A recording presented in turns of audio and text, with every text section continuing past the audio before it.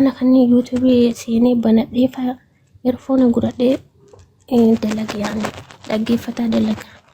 خير أتي أما الله أنتك تشكتي كني المونغول أن مالن تاني كنتني تين بيتامي ركاني باتامي والله الحمد لله سر ربي أستاذ نبي الحمد محمد لله بما ربي توساني بيتامي سرت أستاذ أفاني مصر ركاني باتامي كان سرت الحمد لله. أوكي نجرب ليا خيرا إيش أقسم نبي الله عيسى عليه السلام إرجما ربي أكتي نيبيتامي سرت والله أكن المربي داني فرطة سرت.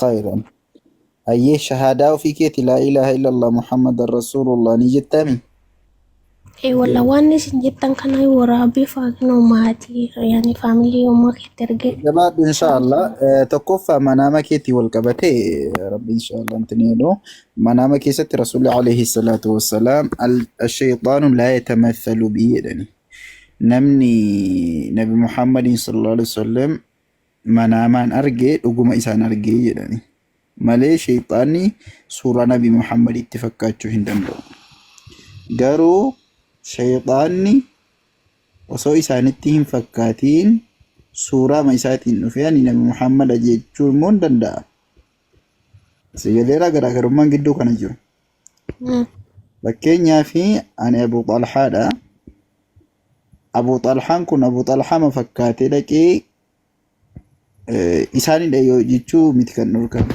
قالوا نبي محمد وصفي متى سانيك أبو وصفي متى إسانيك أبو نبي محمد سورة ساني إسا سريدان إسا حديثك ست دبة مين بفسنان نمني إسان أرجي رقم إسان أرجي سيقلي بفسنان رقم إسان أرجي نمني كان في إن شاء الله أني وإمناماتي والقبط لا سورة الرترجي تسون رقم سورة ittiin warri yeroo sana rasuula beekan rasuulli kana fakkaatu dheerinni isaanii kana gabaabinni isaanii kana areenni isaanii kana fuulli isaanii akkasii maal hatta rasuula beekuu keessa bahanii warri wajjiniin turan areeda isaanii kanaa fi rifeensa mataa isaanii kana keessa aarrii 19 duwwaatu jira hamma aarrii isaanii lakkaa'u bira ga'anii sirritti hubachuu keessa bahanii sigalee nama tokko abbaa keetti yoo hammam dhiyaate haadha keetti hammam yoo dhiyaate abbaa kee kana keessa areeda meeqatu jira jedhanii utuu si gaafatanii yookaan aarrii meeqatu jira osoo jedhanii si gaafatanii hin beektu dhugaa dubbachuudhaaf yoo ta'e namni kana xiinxalee ilaalu nama hammam yoo abbaa warraas qabaatte hammam yoo itti dhiyaatte namni fokkus godhe kan ilaalu hin jiru hamma sadarkaa kanatti itti dhiyaatanii rasuula beeku. Suuraa isaanii isa sirrii sanaan namni abjuu keessa nabi Muhammadiin arge dhugumaan nabi Muhammadiin arge milkaa'inni inshaallah rabbi warra isaan duniyaatti illee bifa kanaan arge akhiraatti lollaa isaanii ta'u rabbiin nu haa taasisu. Kanan siin jechuu barbaadan ni dabalataati jabaadhu kalima laa ilaaha illallah muhammadan rasuulullah jedhu ofii keetii irra deddeebi'aa qabadhu shahaada jechuun dirqama talqiina sirraa godhamu sana duwwaa miti. Hubannoodhaafidha kan inni godhamu yeroo hunda hubannoodhaafidha kan inni jedhamu waan ta'eef dirqama shartii miti namni biraas qabsiisuu na ofii keetii qabattee hirtate jennaan mee shahaadaa attahiyaatu ni beektaa? Beektaa. Mee jedhame? Hayya.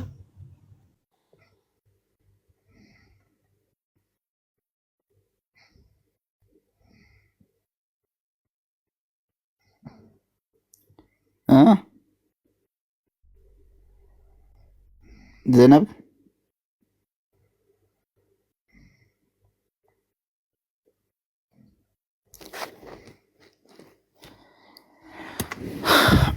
sagaleen kee hin jiru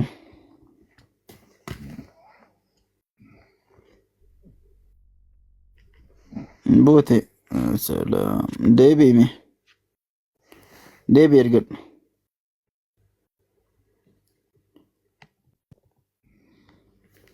deebiiti ergadhu jalqaba irratti inni maatii kiyya gaaffii kana na gaafatanii itti abbaan ana keessaanis abbaa keessadha jedhee kana jechuun maal jechuudha isa kanatu nuu galuu didee isa jedhanii fi yoo dhagaa jiraatte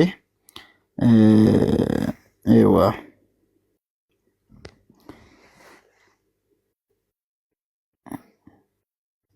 ayyee deebitee tam Ustaz shabakan nabuse. yaa naa gala rakkoon hin jiru. Maal jettan? Mee shahadaa jedhi mee shahadaa hiika isaa beektaa? Hin beeka Ustaz. Mee jedhi nu dhageessisime. Ashhadu. Maada Ustaz. Jedhi rakkoon gabaabsir. Ustaz yang afad Quran ma qara'atun kara Ustaz. ما ركو مالكم ما تحياتنا نقدر يشير ركون نجوا Ayesh. Jadakan Quran اللي yang qarayo fat. ركون قوة تحياته من جي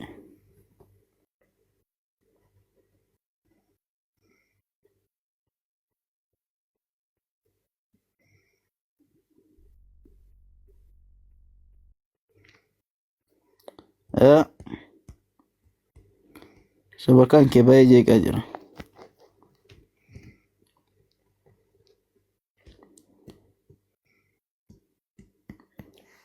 شبكان كباي يجيك أجر يا سلام خلاص إن شاء الله لكم قبو قرا مركز كيستي برچا جرتو تسجبادو تبردو دو مسنتي لما تأبانا نكيساني أبا كيسا كجرو قبتين كوني مالي لا كجتة غافي غافتي في ورقا هجراتي kana jechuun anatu abbaa keessa jira abbaatu na keessa jira jedhee ka'ee wangeela Yohaannis boqonnaa 11 lakkoofsa 11 irratti lakkoofsa 21 irratti immoo dhaqee maal jedha yaa abbaa jedha akka ani si keessa jiru akka ati immoo ana keessa jirtu isaanis immoo barattoota isaa 12 waame isaanis nu keessa haa jiraataniif akka ati na keessa jirtutti ani immoo si keessa jirtutti jarri kun immoo nu keessa haa jiraatanii jedhe barattoonni illee isaan keessadha.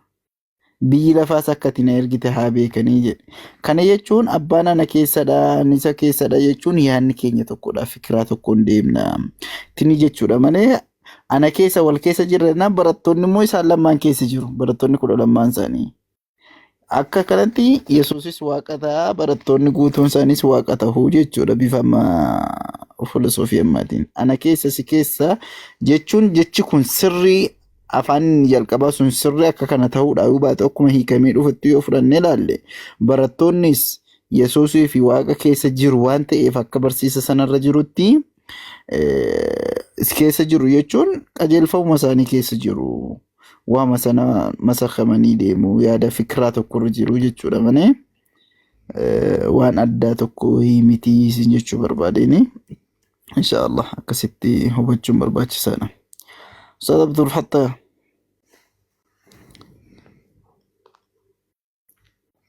يا عبد الفتاح يا عبد الفتاح عبد الفتاح عبد الفتاح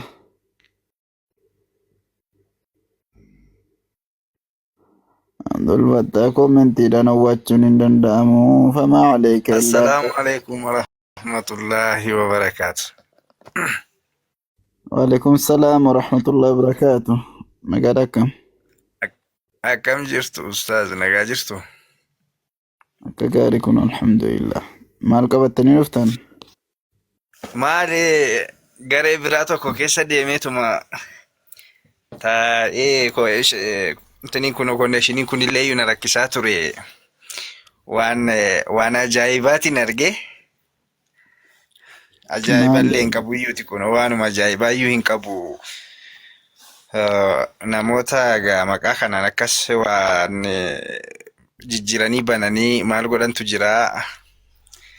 Garee addisuufaa kana jalaatii namatu islaamummaa kana fakkaatee seeneetu gaafii gaafata beektee addisuu raggasa obboleessa abdii sicha barana amane kana. Waa'ee maqaa nama sittiin kaasiini. Waanuma diiniirraadha. Waanuma diiniirraadhaan. Gabtoon nyaannaa galee fikiraarra maal wanti gaafii sitti ta'e maali? waa'ee isa namni mana biraa dhaqee intini jedhu isa mana biraa sana deemuun abbaa sana dhiisuudha. Namni bakka isa fakkaatu dhaabbachuu qaba. namni muslimaa tokko bakka isa fakkaatu dhaabbachuu qaba. وإذا رأيت الذين يخوضون في آياتنا فأعرض عنهم حتى يخوضوا في حديث غيره وإما ينسينك الشيطان فلا تقبل بعد الذكرى مع القوم الظالمين جل قرآني warra quraanatti qoosan warra hadiisatti qoosan warra akkasii yeroo argite jettu bakka isaan jiran akka wajjiniin sakandii takkaaf akka hin teenye jira rabbiin subhaanahu wa ta'ala hatta yakhuudu fi hadiisin ghayri innakum idhan mithluhum jedhe yoo diddanii kan wajjiniin teessan ta'e immoo isiniyyuu tokkodha jaanii wajjinii jedhe فلا تقعد بعد الذكرى مع القوم الظالمين وإما ينسينك الشيطان دنجت إرام فتو دقت دقود أيوبك سنتي أرقمت مو فلا تقعد أكهنتين بعد الذكرى إرقيادتي مع القوم الظالمين ومتظالم أكسي وجين بك أكسيتين أرقميني دي بك سنتي كان أرقمت يوت هاتي أتيو فكي ساني تجر رب سبحانه وتعالى نمني مؤمناتكم bakka dhaqee waa irraa fayyadamu yookaan bakka dhaqee waa fayyadu malee kan inni haasa'u kan inni oolu bakka akkasii ooluun isarratti dhorkaadha. Bakka akkasii jala deemuun illee barbaachisaa miti. Bakka akkasii aslan dhaquumti barbaachisaa miti. Galee waa'ee nabi as naqaloon xurus miti. Hayyee fadlan. Waa'ee nabi Muhammad sallallahu alaihi wasallam hidda latiinsa isaanii kanarratti dubbatamaati ture. Gosa deemee dhaqee Ismaa'ilitti galaamii kanarratti dubbatamaa ture.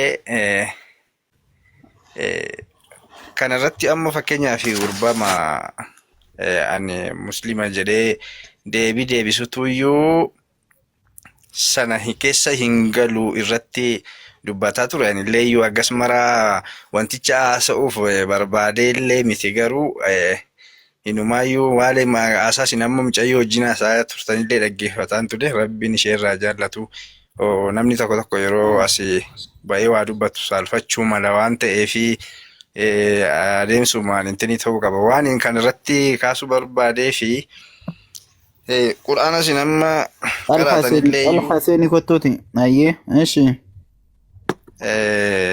Alhamdulillah agatee numan beekasiidha nan beekasii wallaalee osoo hin taane garuu immoo qalbiin nama iddoo waan tokko dogoggora tokko argitutti Nabi Muhammad sallallahu alaihi wasallam aga lubbuu keenya olitti jaallachuu qabna. Jaalala afaanii qofaallee osoo hin taaneeti bakka itti dogoggora isaanii dubbatamu tokko yeroo argitutti illee yerootti deebii laattuuf malee qalbiin kun bira siin dabarre jiran wallahi dhugaa dubbachuudhaafi innaa isaanii deemanii dhaqanii gosa Ismaa'il kana galuu inshallah yaada bareedaadha. Walumaa gala yaadni kee fikiraan kee bareeda akka gootu tokkoffaa uummata kuffaaraatu rabbiin nuuf faarsaa Nabi Muhammadiin nuuf faarsaa jedhanii eeguun dogoggora.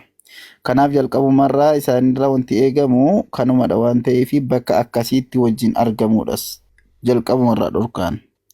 Bakka akkasiitti argamuun dhorkaadha. Waan kana mushaarakaa wajjiniin gochuun dhorkaadha. Sigane bakka kanarraa fagaachuudha. Bakka daruurii ta'ee deebii itti deebisuun dirqamaatti immoo nama deebii deebisuu dandahutu yookaan waan sana ragaa isaaniitiin tini gochuu dandahutu bakka sanatti iddoo daruurii ta'ettidha. Iddoo daruurii ta'ettidha kan dhaqee deebisuu fi qabu numtu malee shuruuxa mataa isaa qaba. Lammata immoo naqliin waan achitti jedhamu Nabi Muhammadiin akkana jedhame yeroo baay'ee hawaasni keenya keessumaa namoonni islaamaa na dhaggeeffadhu tokko namoonni islaama ofiin jedhu guutuun isaa ghayraa irraa kan ta'e waa'ee Nabi Muhammad sallallahu alaihi wasallam yeroo tuqamu Nabi Muhammadiin akkana jedhame Nabi Muhammadiin akkana jedhame Nabi Muhammadiin akkana jedhame inni haasa'amu mataan isaa shari'aa islaamaa keessatti lola yookaan dhorkaa cimaadha. Hikaayaa waan sanaa dhaggeeffadhaa uummanni keenya dhorkaa guddaadha. Amma bara nabiyyii keessa sallallahu alaihi wasallam kuffaaronni nabiyyii keenya Muhammadii waan baay'ee jedhaa turan. walaluudhaan warra Ka'ab ibn Ashraf waan isaan hin jedhin hin qaban. Maal jedhan yoo jette garuu taarika keessatti bakka tokkotti galmaa'ee hin jiru. Maaliif taarika Ka'ab ibn Ashraf walaluudhaan rasuula rabbii arrabsi jedhameetti malee kan hin jedhamu akkasittiin jedhe jechi jedhamu sun hin naqqalamu dhorkaadha waan ta'eef. Limaadhaa kaayyoon isaan barbaadan islumaayyuu maalinni nabiyyi Muhammad sallallahu alaihi wasallam hin arrabsaman akkasittiin jedhaman yoo jedhame namni tokko warri kuffaaraa warri jedhe sun dubbiin kun deemuusaa dhagahamuusaatti hin gammadu. Namni muslimaa immoo akkuma dhagahaa deemuun har'a nama tokko dhageessiste qalbii nama muslimaa tokko cabsite. Bor immoo akkuma kana qalbii muslimaa tokko cabsaa ooltaa jechuudha waan kana. Muslima hin miidhaa jara immoo hin gammachiisa akkuma dubbiin kun dhagahamaa deemuuf. Kanaaf kufrii waan rasuulaan jedhamullee akkas jedhamedhanii naqqaluun haasa uummataan isaa dhorkaadha. Asitti obboleewwan kiyyeessa kana xiyyeeffannoo irratti godhaa. Inshaallah ibsa seenteettaa? Ibsa. السلام عليكم ورحمة الله وبركاته. وعليكم السلام ورحمة الله وبركاته. نقال جرتا. جرتم. الحمد لله.